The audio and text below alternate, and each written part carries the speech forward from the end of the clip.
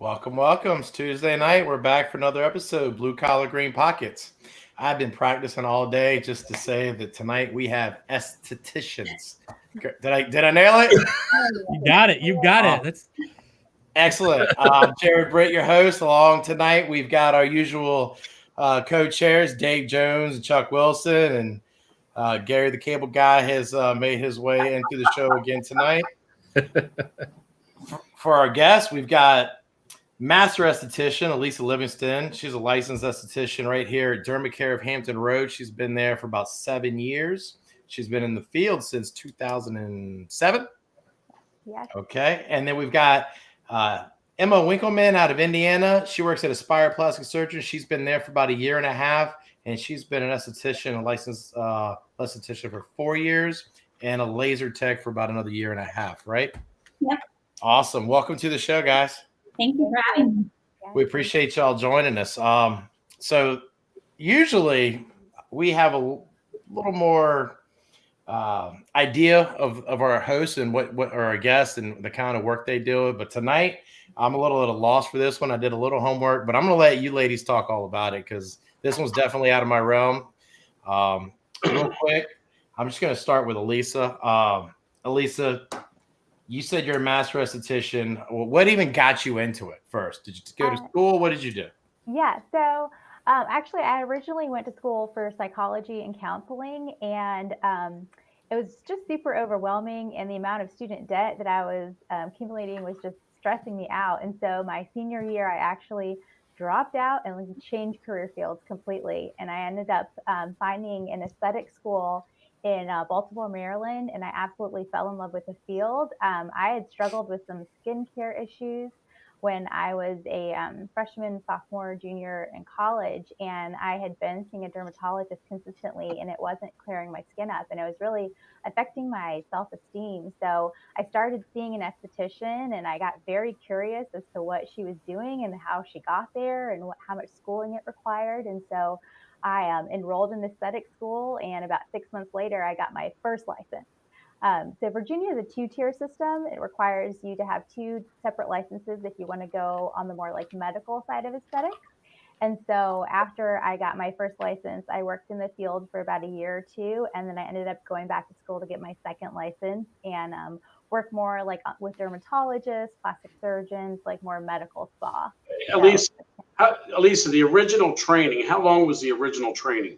So we're a 600-hour state. So you can either complete that full-time, like in a full-time program or part-time program. And I went full-time. So I completed it in just under 6 months. And then my second license was an additional 600 hours. And I was working full-time during that schooling. And so I completed that in like a little under 1 year because I was working full-time and then going to school in the evening. So I love that. Like a lot of the schools allow a little bit of flexibility in case, you can't commit to full time, and you can still complete your license, but you can do it either full time or part time. And every state's going to have their own credentials, right? As far as the schooling. So it's not, yeah. So every state is different in what they require as far as like the amount of hours, what's included in like your state board that you need to pass before you acquire your license, and then what you need to do to maintain your license. Okay. What's the word? Maybe this is for Emma. Emma, what's the word mean? What's it mean? I can't even say it. What's it mean? Esthetician is a skincare professional. So any skincare needs, that you're needing, you go to an esthetician. Okay. And Emma, since we got you on, what's your story? How'd you get into this career? So about 5 years ago, I graduated high school. I graduated at 17. I did a full year early. And I thought I wanted to go to school to become a dental hygienist. So I actually went to college for about 2 months. And I found out very quickly that the college atmosphere just wasn't for me. So I have always been into skincare and makeup and everything like that. So I went and got a facial one day, and I was laying in the chair, and I'm like, holy crap, this is what I want to do. I want to make people feel beautiful. I really want to, just help people find their confidence. So that very next day, I withdrew from the college that I was attending and enrolled into the beauty school and started my journey as an esthetician. That's awesome. Mm-hmm. Well, they're certainly demonstrating what we are talking about a lot on this show. That's the so many folks that head off to college and they aren't finding what really turns their key for life and what would make them happy. Yeah, Well, definitely. and you found it early. At least you didn't, make it the whole way through and have all the college debt, right, Elisa? And then Yes, then yes. change right at the end, Yeah, Elisa? yeah, my parents were not too happy about that. But you know what? I think if anything, that just motivated me to prove that I could make a career out of it. And it's been amazing just along the way, just seeing how far the career, the aesthetics has come. A lot of times in the past, people thought that the only way that they could improve their skin or improve their appearance was through like severe surgery or, with requiring a lot of downtime. But now there are so many lasers and procedures out there that require very little downtime with still seeing great results as far as like improving your skin. Elisa, what's the difference between like, I'm not going to say the word again. I'm not going to embarrass myself. That word and Aesthetic. and a cosmetologist. What's the difference between that? So at least in Virginia, so we do fall under the Board of Cosmetology, but more often cosmetologists are hairdressers or nail technicians. So Okay. we are kind of grouped together, and we do have some cross-pollination as far as like the education that we receive. But aesthetics, like Emma said earlier, focuses more on like the skin. So we're learning about we learn about anatomy and physiology and chemistry of the skin and how different products react on it and how the skin heals. So we got to go more in depth into the skin side of things as opposed to hair or nails. I got you. Interesting. And Emma, tell us a little bit more about as far as all the, when I looked on the website, at least for the dermacare, there's so many different things that y'all do. Give us a little rundown of all the different treatments that y'all are offering. So at Aspire, we obviously have like the plastic surgery side. So Dr. Lee is who I work for. And then we have the medical spa, which is where I'm at. So we do anywhere from like dermaplane, which is a very simple treatment. It just removes like dead skin and peach fuzz and hair, all the way to resurfacing lasers, which basically take off top layers of your skin and give you baby new skin. So we do like a wide range of treatments, chemical peels, hydrofacials, but we do a ton of lasers where I'm at, like BBLs. They're photofacials. So if you have like sun damage or broken capillaries, like a lot of times like red squiggly lines like in your cheeks and around your nose, we treat those. Jeb, you're going to want to get that one. Well, I was gonna ask you what you would suggest for a guy like me versus a guy like Dave. Hey, you know what they call it? They call it a vodka peel for you, Jeb. Well, you know what? I actually have a ton of men as patients. We see equally as many women as we do men, and vice versa. So men, they make sure that they get their treatments in, and I highly suggest it for men because your skin is the biggest organ of your body, and you need to make sure you take care of it. And it's not just all about looking like plastic, or I feel like the aesthetic world has such a bad rep, especially with social media. You see all these people getting these treatments, and a lot of people are like, oh my gosh, like what did she get done? Or, oh, why does she get facials? Like she's so into herself. And that's not it at all. It's really about taking care of yourself and taking care of your skin. And you don't need to do anything drastic like a laser treatment. We have very, simple treatments that just make you feel good and really exfoliate your skin and give you that nice boost of energy and self-esteem. Every couple months you can come in and get a nice treatment. And that's how I try to explain it to my gentlemen patients is I'm like, you don't have to come in all the time. You don't have to, do all this skincare, all these different treatments, because a lot of times their wives come and see me and, they're like, I don't want to do everything she does, or I don't want to, be like a girl. And I'm like, you don't have to do that. We can just, do simple things and just, really exfoliate and cleanse your skin because men need it too. You know, I want to remind everybody out there that's watching right now, if you have any questions at all, go ahead and post them on the page, and we can ask these estheticians to answer your questions. I finally got brave enough to say it. And Elisa, back to you as well. You know, we talked a lot about the facials and the skin and stuff, but y'all do a lot of other treatments at your facility that don't include just the face. Yes, yeah. So we offer a lot of the same procedures that Emma mentioned, but we also do tattoo removal here, which is actually what brings a huge population of our male clientele in, is to remove some tattoos. We do laser hair removal. We do different types of lasers to help resurface the skin. You can remove tattoos? Yes, we can. Yep. How does that happen? Tell us about. So the way the tattoo is removed is the skin or the ink in the skin is heated up to the point where it's ablated, so it scatters the ink. And so we do this over the process of multiple treatments. It is definitely not a comfortable procedure. So we try to warn people ahead of time that it's not the best, treatment as far as comfort, but there is high success in it as far as removing the ink, either to have a tattoo covered or to completely remove it from the skin. So it's pretty amazing, just like the science and technology behind some of Is it one visit to do that, or does it take? No, it usually requires a series of treatments.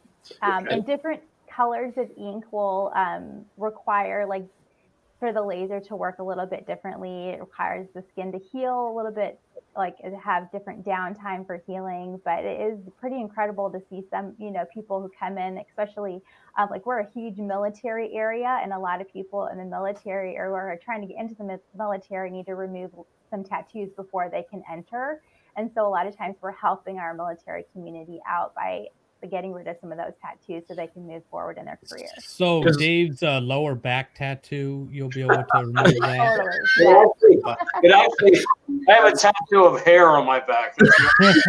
Yes, we have a laser for that too. Elisa, are there a lot of removals of the names of old girlfriends and so on? Is that? Yeah, I had to go there. There it goes. We see that. We see a lot of the ring tattoos that get removed sometimes. Chuck wants to know if he can get that mermaid taken off his shoulder. The one on his ankle. And then I read as well, y'all do like cool sculpting. We do, yes, we do cool sculpting. So we do body contouring. We actually have a couple of different lasers for that. So we do offer cool sculpting for fat reduction, but then we also offer another laser at Dermacare called Exolis. And that is uses radio frequency to help tighten the skin, but we can also help like reduce fat pockets. And so we try to combine some of our services together to help people who may have like loose skin and fat or have laxity in the face. As we age, our muscles can start to fall a little bit. Gravity is definitely there. And so we use different lasers to help either lift and tone the muscle or to help with different fat pockets. How much does that cost? I'm asking for a caracature friend. Oh, I'd say about like $2,000. You know what I mean, Captain Nemo on the bottom there. With that. Oh man! Looks like we have a question here. Yeah. Yes, sir. How many years of schooling do you need to become a medical esthetician? It was 600 hours, right? Yeah, so in Virginia, it's 2 600-hour licenses. So it depends on if you complete that full-time or part-time. But if you did it full-time, you could probably do it in about a year time, and then you need to sit for your state boards. And correct me if I'm wrong, ladies, but I did a little homework, and it just went kind of like an average. This was salary.com. They're saying entry level, basically 30 to 60K is kind of like a good pay scale from coming in to a little later with an average medium of about 48,000 a year. Would y'all say that's about accurate in both of your states?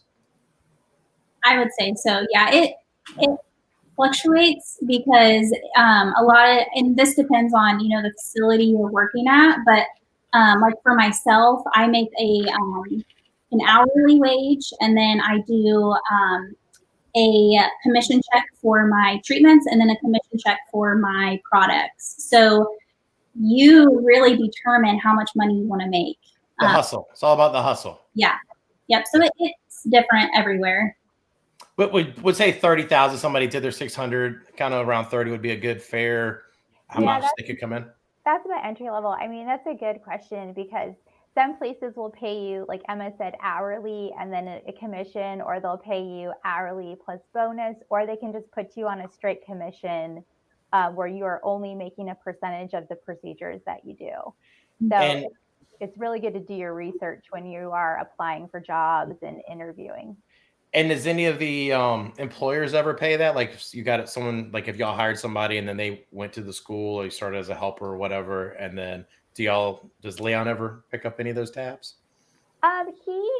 He will often cover when we get additional certifications. So if we certify in like a particular laser, or if we learn any type of procedure that's going to help benefit dermacare. But as far as like education, that's definitely on us to get our own education and keep up with our own license. And then you do have continued education as well, not just the new equipment? Yes. So I have an aesthetics instructor license as well. So I do have to keep up on my education or continue education credits to renew my license. What does that mean? Tell us a little bit about that. So I taught in an aesthetic school for 4 years after I became a master esthetician. And so you basically have to like learn what's the latest procedure. You need to learn how to teach adults because most often you're teaching adults. You just need to continue to learn about the field. And so you're going to trade shows, you're taking classes, you're taking courses to just maintain your license. Who's coming into your industry? Like, is it people out of high school, or is it people that maybe served 20 years in the military and they want a second career, or got out of the police force and want a second career? Who's coming in there? So when I taught, I saw both. I saw that 50% of those students out of high school or out of college, maybe they have a business degree and they want to figure out how to apply it. But then you also see a lot of people who are coming out of the military or who have had a career or have been a stay-at-home mom, and their kids are in high school or college now. And so the beauty of the industry is you have people from such diverse backgrounds, but they bring so much to the industry because of all the experience that they have, whether they've served our country or whether they've been stay-at-home moms. Now, our local Votechs don't have esthetician schools, but they do have like cosmetology. Would that be a good start for somebody getting a career? Maybe take 2 years of that at Votech and then? Yes. So in Virginia, you have to have a diploma in order to apply for an aesthetic school. So you have to be, I think, over the age of 18 with a diploma in order to, but that would give you a really great foundation as far as understanding like what are the requirements, and it'll probably help you pass your state licensure. And then you know how to do nails and all the other stuff too, right? Exactly. We had a question when it comes to, I know it's hard to get into this stuff live like this, but when it comes to tattoo removal, and it's a good question. This person was wondering, look, they want to get a tattoo removed on their arm. Maybe they have a sleeve or something. And they want to know, is that like charged by the square inch or per visit, or how is it? It is. And this is a big guy asking the question. So it looks like I know Brad. So this is a big guy. Yes, I do. Good morning. This guy's hefty. Okay, he's a big guy. Yeah. So that's a great question. We actually take 2 factors into consideration: the size. So we actually ask square inch by square inch how large the tattoo is, and then how many colors are in the tattoo. Some colors are easier to treat than other. Also, like the age of the tattoo is a big factor. The older the tattoo, the easier it is to treat. The newer the tattoo, the harder it is to treat. Do you find that the people, when you're doing these tattoos, I mean, you were a psychology major. Do you find that it's interesting to have them come in and say, what did I ever do this for? Is that what they're saying? I try to be polite and not ask, but yes, it is very interesting. You gotta wonder. With the different colors and all, so basically what you're saying is if Dave just removed the purple wings from his butterfly and left the black tadpole right in his lower back, it'd be a lot easier. Maybe one treatment. You can remove. I'll pay for that, Dave. I'll pay for that. Yeah, appreciate your generosity. You can remove. Just buy me some Jelly Belly jelly beans instead, because all my tattoos can be removed by a Bic razor. Okay, they're all real hair. Hey Emma, do you see this tattoo thing up your way too? Yeah. Oh yeah. We do tattoo. Probably we get 2 patients a day in for it. And you're the laser tech, so you're one of the ones removing them yourself, right? Yes.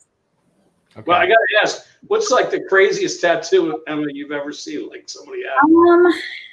I probably like the crazy. I mean, I've seen some like, you know, ex relationship names on it and like the ring and everything. Like that's very, very common. But the craziest one is I had and it was a big guy, and I think he was going into the military.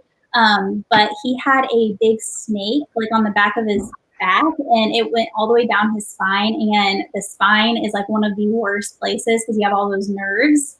So it is extremely painful. So he comes in and, you know, he's acting all tough and you know, explaining the process and, you know, what to expect. But, and he was like, oh, yeah, I got it. He lays down and I started, and he like jumped up. He was screaming. He whimpered. I felt so bad, but yeah, that was probably the craziest. It was so big, and that took about up to a year to get that to completely. What? And even, Oh my gosh. even after a year, you can still kind of see like some scarring. But yeah, it took a while because it was a really big tattoo. If nothing else, I mean, those at home, I hope they're learning a lot about that tattoo they're thinking about getting with that that check that just came in the mail from the government last month. How about like smokers? You know, they get wrinkled up sometimes and stuff. Can you do anything for them? We can, but you have to have that conversation of trying to change your lifestyle, because yes, we have many, many different treatments that can help tighten and tone and relax, you know, the muscles. And but if you are continually smoking, that's really you're not going to see the best results that you can, because smoking can, you know, cause the pre-aging and everything like that. So I try to have that conversation with my patients. Like, yes, we have all these treatments, but you might want to. What makes like smokers get that? Does it dry their skin out or something? Is that what's going on? Yeah, and with all the toxins in cigarettes, it's you know, toxic for your body. So it just causes pre-aging and yeah. Chuck, you look like you want to say something. You got that? Well, first I have a observation. It's Deep Thoughts with Chuck Wilson. Okay. Yep, they throw that one at me. Okay, so first I have an observation that the two of you, I mean, you're like the two most perfect guests we've ever seen as far as your positioning yourself appropriately with, you know, in your background and having your face in the center of the screen. I mean, we'll get the ones that are kind of like Kilroy was here, or up the nose. You know, what Chuck's saying is he practices this look all day before we go live. Yeah, y'all just winged it. Okay, that's right. What he's saying. Guys, but and my question is to do with how you interact with social media. I know that Emma, because I've watched some of your videos, you do a lot with social media. Yes. And how important is that, I guess, overall to folks functioning in your industry? It probably affects what you earn, I would think. Go ahead, Emma. Yeah, so I do Instagram and, you know, Facebook, all of that, but I love doing YouTube. I make a lot of YouTube videos for esthetician content, and I started that about a year ago, and I've really gotten into that, and it's one of my passions. But it's definitely, you know, I've had a lot of new patients come to me because they've seen my videos and they're from my area. So it definitely has brought success to me. But yeah, it's a big factor in my career.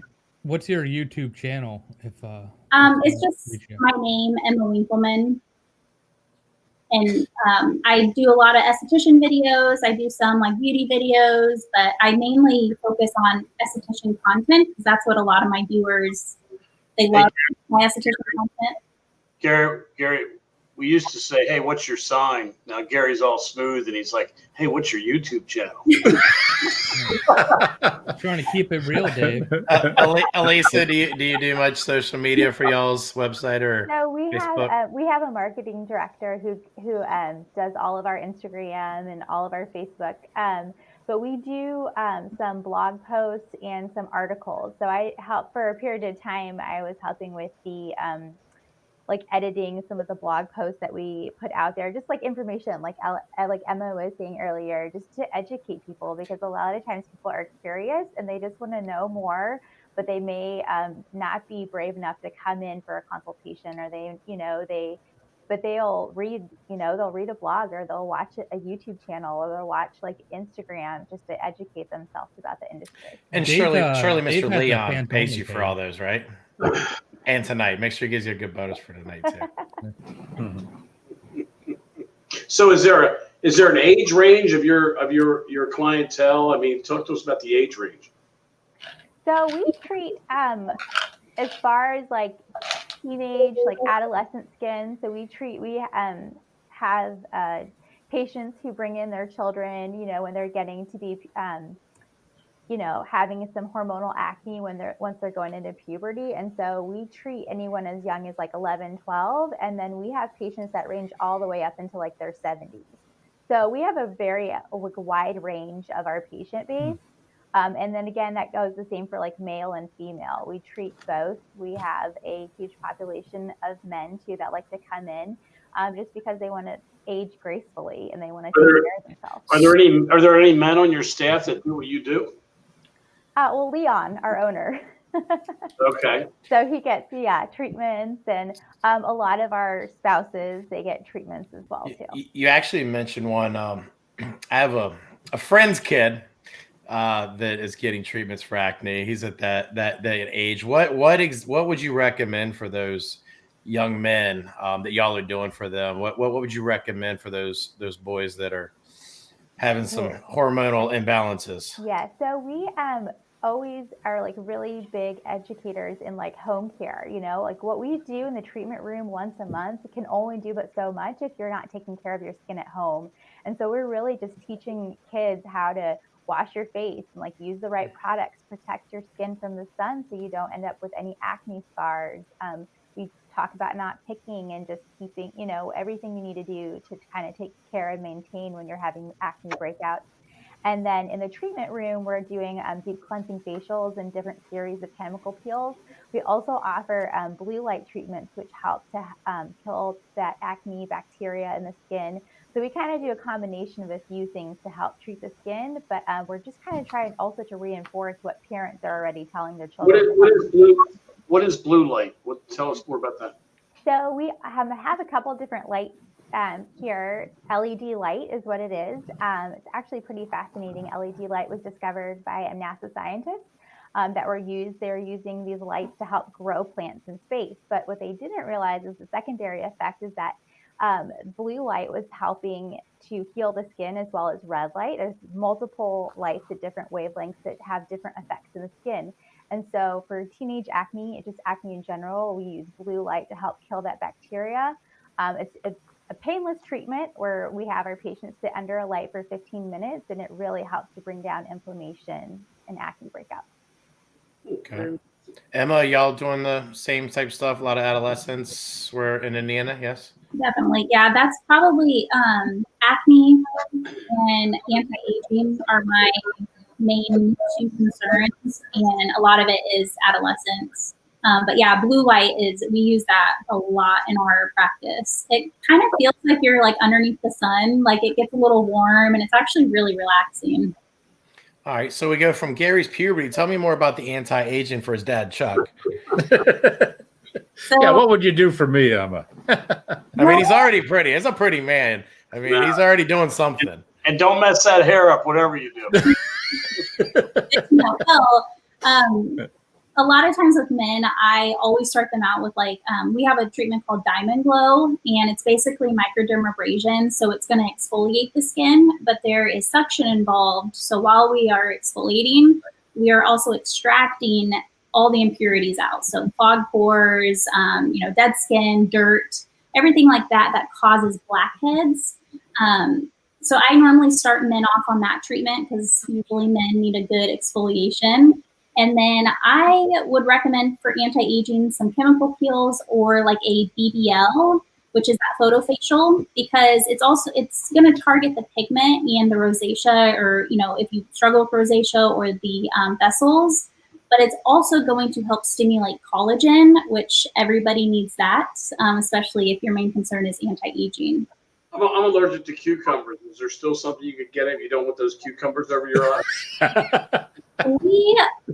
At least in our practice, we do not use cucumbers, but I'm sure we could find a substitute if you really want that full spa experience.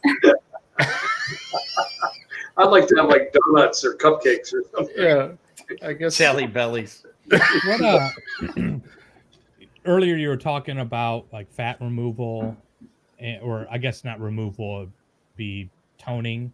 As a fatty myself, I'm interested in this. Is there a blue light that could do that? Yeah. Is there a magic wand? I think he wants to that you sculpt. have? Look at the sculpting. The cool. It takes multiple treatments, though. Tell us about it, Elisa, because he's in Chesapeake, so he could be. Wonderful. This is a future client right here. Yes. So we have everybody come in for in-person consultation when we talk about cool sculpting. We generally will hold different applicators up to your body to, kind of figure out how many cycles. So cool sculpting works by freezing the fat cell to the point where you kill that fat cell, and then it's processed through your lymphatic system.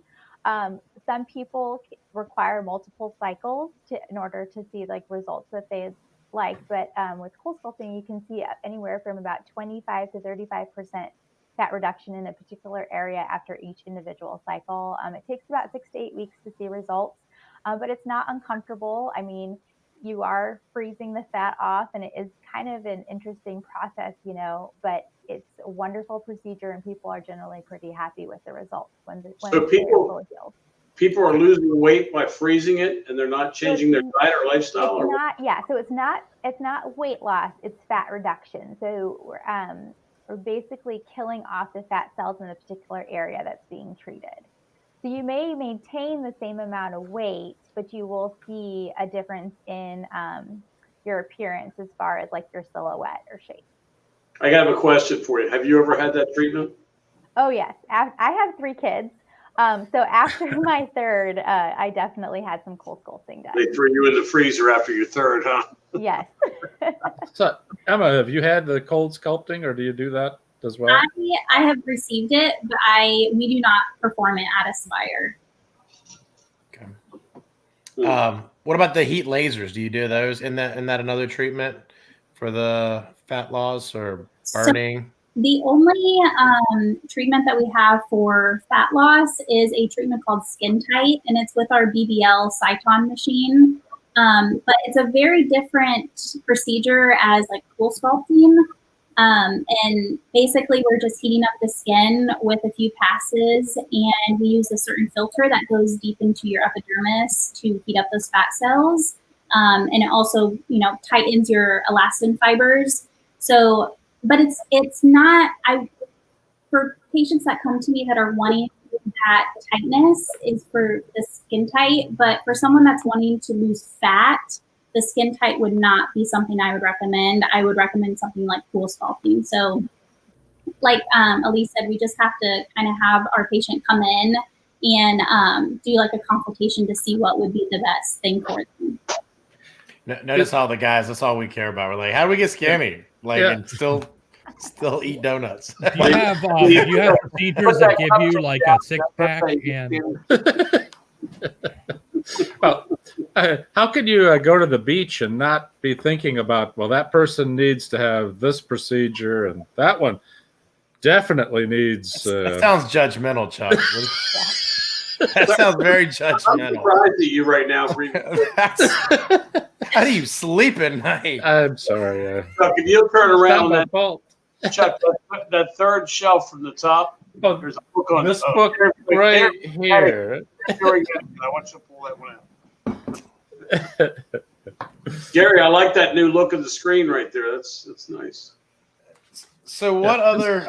So we talked about, we got tattoo removal, we got facials, we've got adolescent pimple popping. We've got, I know it's a lot more than that.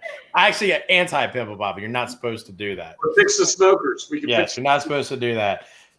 You've got anti-aging. So what exactly? I have a friend, might name be Chuck Wilson, that might be interested a little bit more of that process. What could he do? Yeah, What would you recommend for Chuck if he wants to look like Gary? I don't know why, but let's just say. Oh man, I actually have women that want they take their nice brown hair and they want it to look my color, platinum. It's I don't know. Chuck, you should.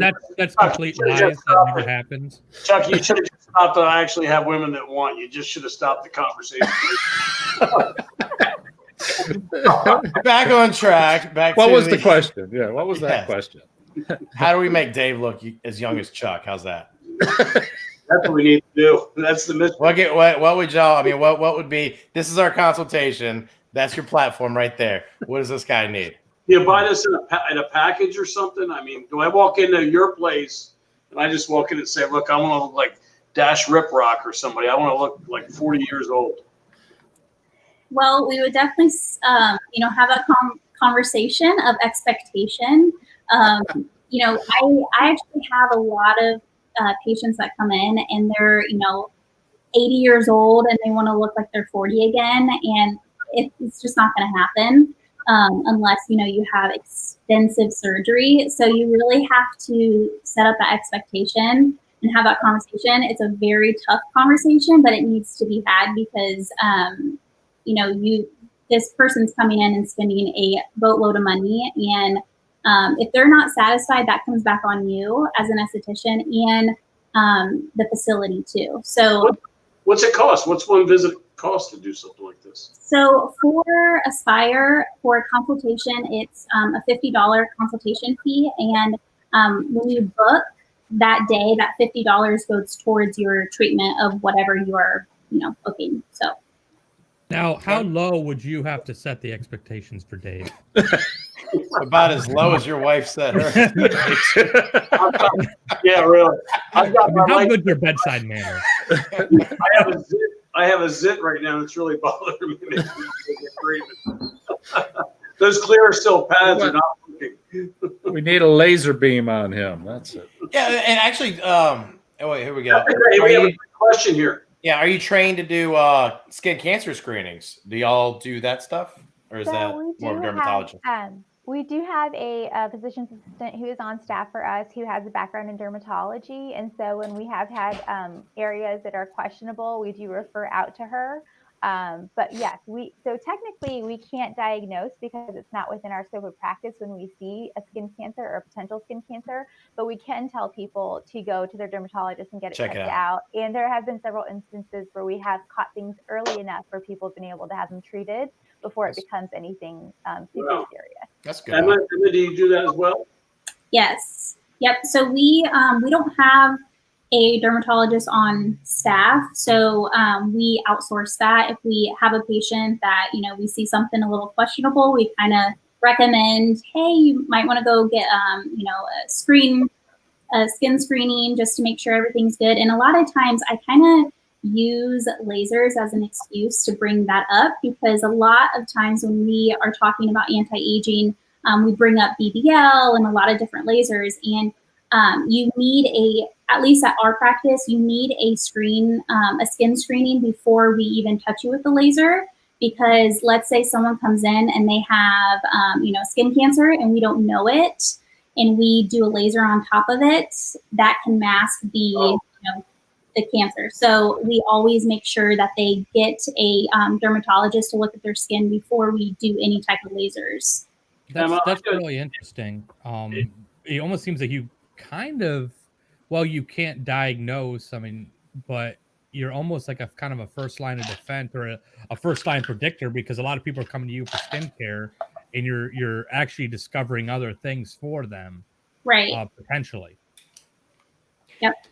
My sister got a mole, right? No, Larry the Cable gotcha. I couldn't resist. In the industry that Jeb and I are in, we both have done stuff to get people into our industry and whatnot. It's story time with Dave Jones. Story time.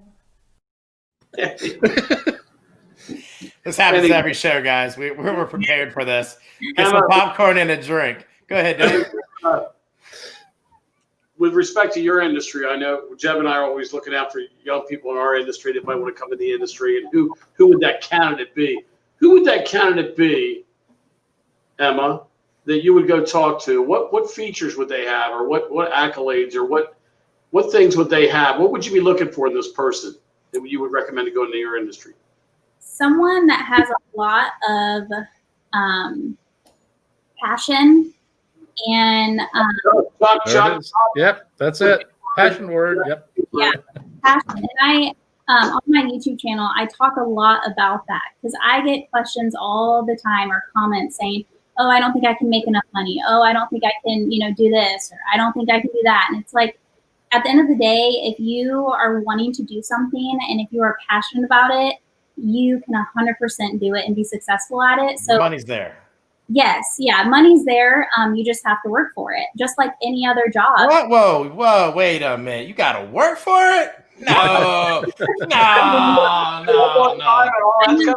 Next occupation. Now in 2020, yeah, I know. You got to work for your money. So it sounds like you would look for somebody that's passionate, that's punctual, okay? That's punctual. They can put their cell phone down and actually talk to customers and do the work and not play words with friends during work and all that kind of stuff. Is that kind of what we're looking for? Yeah, 100%. Yeah. Yeah. How about you, Emma? Or I said Emma. How about you, Elisa? Sorry about that. No, that's all right. Yeah, the same thing. I mean, I would look for somebody who has a lot of drive, who can get along with other people and has good people skills, because if this is a people service-based industry, and if you don't go into it with the right attitude, you are not going to succeed in it. And so I could always pinpoint like those students when I was teaching who were going to be so successful because of their people skills, their emotional intelligence, and their drive. But have you done anything to reach out? Do you ever reach out to younger people or go to any high schools or Vo-Tech schools? I haven't, but now I'm encouraged to. I mean, that would be. I think you would be. I think you would both be a really good. I just started doing it myself last year. I was on the council that did that for years around here, and that's a really good way to bring not only people into your industry, but you're giving something back to them. I think you would both be good ambassadors of that. And they've already joined if you go to a cosmetology class, they're already in the field, they're already in it, they're interested, they're going, that's usually a 2-year program in high school, which is nice because it's free. So it's a good point, Dave. Food for thought. Is there a cosmetology program in the high schools? Vo-Tech, yes. Yeah, that was Jeff's first choice. He couldn't get in. It was. They were full. Well, my sister had that mole. I was just trying to get it fixed. Calling your sister, I think. I always knew you must have taken a few classes because your eyeliner is always perfect. What do you say to these folks? I mean, a lot of this comes down to confidence, and being comfortable in your own skin, and being willing to go out there and talk to folks and kind of sell yourself, sell the product. What advice would you give to these kids, or people that are retired out of their field and want to get into something new, that maybe they were in a field that they really didn't have to interact with people before? I mean, what kind of advice could you give them to really build up their confidence? My advice would be for someone that's wanting to kind of get into the field and kind of see what it's about. I preach to go out and job shadow. So contact the place that you're interested and really see what the field is all about. And read books, read podcasts, really just invest your time into learning the field. Because a lot of times people just get into it because sadly they want to get free treatments, or they want to, just be a part of the beauty community. And it's really more than that. I mean, you really are caring for other people. You are putting them before yourselves. And, a lot of patients, they come to you and they invest their lives. They They tell you about, you know, deaths in their family. They tell you about graduations. They tell you about like everything. And you really have to be sincere and, you know, really give your 100 when you come to work every single day. And a lot of people don't realize that when they get into this field, and that's where you know, either fail or succeed. Elisa, that 3 years of psychology comes in handy. Oh, yes. Yeah, I feel it. Just like Emma said, it's like almost like you're a hairdresser. You know, you tell your hairdresser everything. And that's the same when you are working with someone's skin. You like they tell you everything. And so you really need to have a lot of empathy, and you need to, yeah, just care about people and what they're sharing with you. Because a lot of times when people are coming in, specifically like acne patients, their self-confidence is so shot. And so when you're helping people build their confidence up again, like you're just really making a special connection with people, and you're helping them feel like the most beautiful like self. You know, they just feel a lot better once you have helped their skin to heal and to look better. Yeah, I've witnessed what acne will do to a young teenager confidence. Sorry, Gary. I didn't want to put you on the spot. That's why he's talking about. That's why he has a caricature.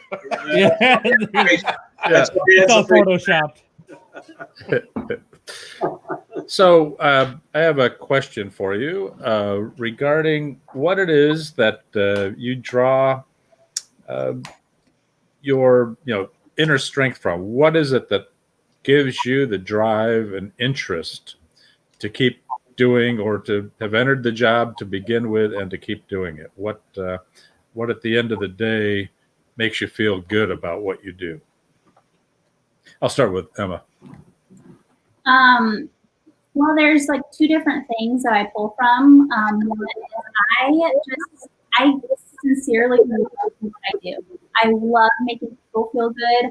I love having patients come in, they have concerns, and we, I don't like saying fix them, but we improve, you know, those concerns, and their style and what they have to say, it means the absolute world, and you hold on to that. You know, when I lay down in bed at night and I think about my day, I think about, you know, that person's smile. I think about, oh my gosh, I am so happy with my treatment. And that really, really just, you know, leaves something to you. It's just amazing. And another, yeah. And another thing is seeing, you know, my patients that with acne, and seeing their change, because I see a lot of acne patients, that just means everything to me, and it drives me to want to go back to work, and, you know, to see someone new and to improve their skin, and just so on and so forth. So that would be like my number one drive. Thank you. Elisa? Yeah. I love like just how the industry is always evolving, and how there's just so much to learn. So like I love to learn about, you know, the latest product, the latest laser, the latest technology, the latest science behind some of the different things that we're incorporating into our practice at Dermacare. And so I love the connection with patients, and, you know, just helping people improve and boost their self-confidence, but also just the amount of knowledge that's always changing and evolving. It's just fascinating. So it's exciting. Elisa, what would be the one thing you could tell people listening, not to get too medical with people, but what would be the one thing you could tell people to do for their own skin to keep it preserved? Wear sunscreen. That's like the number one thing, is to wear sunscreen. People, and big hats, right? Yes, and big hats. Yeah. What people don't understand is like sunscreen, I think, is the only FDA approved product that's actually anti-aging, because it is protecting your skin from UVA and UVB rays, which eventually can lead to skin cancer. So wear your sunscreen, drink lots of water, and then we can just work on everything else from there. Add to the sunscreen. I read an article this week. It was basically the rub one's better than the spray. Yeah, so, doesn't matter. So we're big on mineral sunscreen versus chemical, and there's a place for both of them in the industry, but we they do different things in the body, and I can like go off on a tangent and have. Oh no, do tell. Now we're interested. Give us the cliff notes. So mineral sunscreens are your titanium oxide, your zinc oxide, and those are going to stay on the surface of the skin. And so when you are outside and having sun exposure, the UVA, UVB rays are going to bounce or reflect off of the skin from those mineral type of sunscreens. Your chemical sunscreens are going to be absorbed into your body, into your bloodstream. And That's so, what I read. Yes. And so your body is going to, your body can still absorb some of those rays, but then there's going to have some protection from the chemical sunscreen. So they're both good. They both have their place. A lot of times men will prefer more like a chemical sunscreen over a mineral, especially men with facial hair and beards, because they absorb a lot and you can't really detect them on the skin. Whereas a mineral sunscreen can sometimes leave like a white cast on the skin or a purple hue on the skin. But as far as like generally for children, like those mineral sunscreens are better. If you're concerned about skin cancer, like those mineral sunscreens are just going to be really good for your skin as far as protecting you. Okay, buy mineral sunscreen. Well, you mentioned beards, and as a bearded man myself, does any of the treatments you do they help with beard growth? Because certain people they have beards and they are worried about the patchiness that they have in their beard, so they want to grow a beard, but because Dave has last week's lunch in his. I mean, Gary's got last week's lunch in his beard. Gary does. Not always a bad thing. So is the question like regrowing hair? Like, well, I mean, people have like patchy and stuff. Like it helps like make the skin more healthy to where it's going to open up the pores to where you're going to have better growth in your beard. This is all new territory to me, so I didn't know if there was anything for that. Not that I have any problems. Yeah, topical. I'm not aware of any like topical product that could do that, but there are sometimes where people will do like microneedling, sometimes to like stimulate hair growth in an area. But I don't know. Emma, do you have anything? Yeah, I think he wants to know if he can take hair from his beard and put it back on his head. I think that's what he's asking. We do a lot of hair transplant where I work. Obviously, Dr. Lee does that. I do not participate in that. But we also do more on the spa side. We do microneedling with plasma, which plasma can stimulate collagen, which can stimulate hair growth. So we do that a lot for men, especially in the beard area. Wow. Mm-hmm. It's actually it's a really cool treatment. Asking for a friend. What about back hair? Like the removal process with the lasers. Asking for a friend. Is that a long process? Expensive? You do a little bit at a time? Is it multiple treatments? How does that work? So for laser hair for back, it's definitely expensive because it is a large area. So by the way, thanks for asking for me. So for back, where we're at, and obviously this is different with, wherever you're searching and obviously what state you're in. But where we're at, it's about $1,500 for laser hair back, and that is 6 sessions. So we always sell our laser hair in packages because a lot of times if you just, sell one treatment, you're really not going to see much of a difference after the first one. So that's why we sell it in package, so people are coming back. You wouldn't want to quote me over the phone. You're gonna have to do that. So is that by square inch as well, or is that a flat fee? I'm like a woolly mammoth. Do you accept payment in jelly bellies? We do not, unfortunately. Okay, so we've got a question up here. Currency. What are the pros and cons of working in a medical spa versus a day spa or salon, Emma? So pros would be, I would say it's more consistent with your clientele. Also, income-wise, you are probably going to make more in a more medical facility than a spa. And schedule. A lot of times in the medical field, you're working at a doctor's office or a hospital or, dermatology, and you probably don't work weekends. At a spa or a salon, you are probably working the weekend. So those would be pros and cons. I want to point out that Elisa is still at the office at 8:55. I have some nights like that too. You're going triple that. Hey, Lisa, how many people do you have in that organization there? Oh, at Dermacare, let's see. I think we have 5 or 6 estheticians. We have 2 nurses, 1 nurse practitioner, and 1 physician's assistant, and then a plastic surgeon is our medical director. Wow.